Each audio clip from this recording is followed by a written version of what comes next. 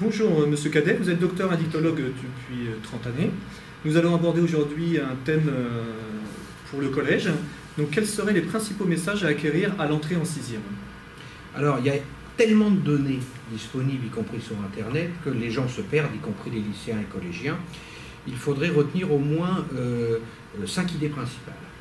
La première idée, c'est que toutes les drogues donnent des dépendances, et le terme addiction veut dire devenir esclave du temps des Gaulois et des Romains lorsqu'on devait une dette d'argent. Si on ne pouvait pas la rembourser, on devenait l'esclave de son débiteur. Et c'est la principale notion importante, qu'on ne peut pas consommer une drogue et l'arrêter quand on veut. Un bon exemple est le tabac.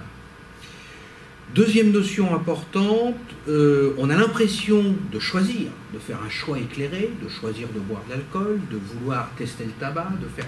Et en pratique, on nous manipule depuis des siècles, et qui nous manipule principalement ceux qui en vendent et qui vivent de la vente, que ce soit la vente avec les dealers des produits interdits ou que ce soit les ventes légales, pour l'alcool et le tabac en particulier.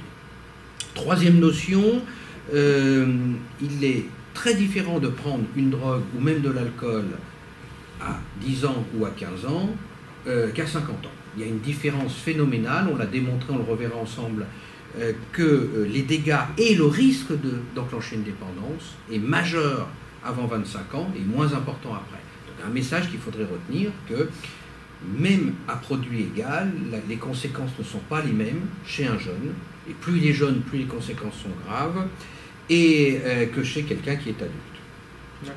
Deux dernières notions.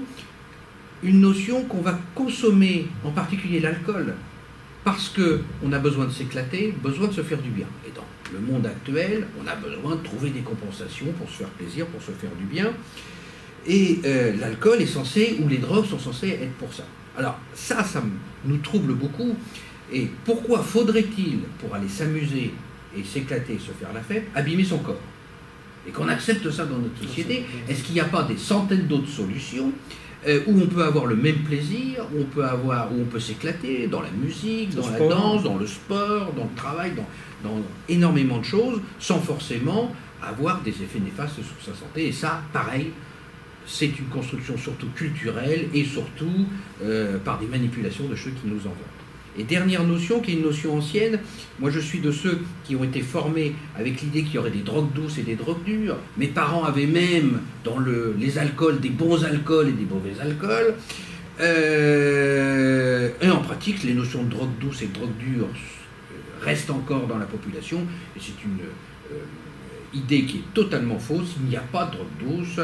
Toutes les drogues donnent des dépendances et toutes les drogues donnent des conséquences ou sur la santé ou sur la société. Et il n'y a pas de drogue douce.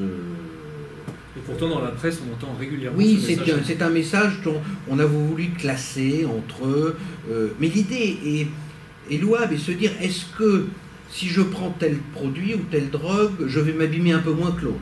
Est-ce qu'on se pose la question sur la route, par exemple, à se dire, est-ce que c'est mieux de rouler à 180 ou sous alcool ou sans ceinture? Bon, on dit les trois situations ne sont pas bonnes pour l'accidentologie. Eh bien, dans les drogues, non, il faudrait faire des classements et se dire, c'est moins grave de consommer du cannabis ou de la bière que de l'alcool ou de l'héroïne.